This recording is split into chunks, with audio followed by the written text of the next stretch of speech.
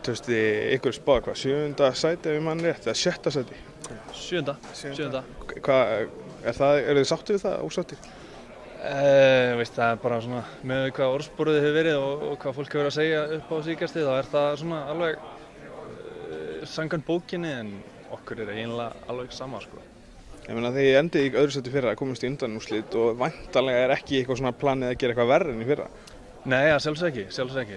En okkur var spáð 9. í fyrra eða 8. eða eitthvað og endum í öðru og okkur spáði 7. ár. Við stefnum náttúrulega alltaf hærra og gera það sama.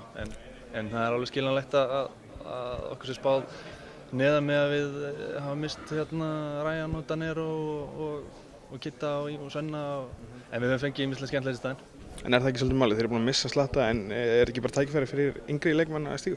Jú, við erum með geggjað unga stráka, við erum með bestu stuðningsmenn á landinu, við erum með flotta umgjörð, við erum með nýja leikmenn sem eftir að fylla upp ýmislegt af þessum skörðum, þannig að ég hef engar áhyggjur. Hvað með að búast við í Breiðholtinu, Get On í vetur? Góð partí, gott partí.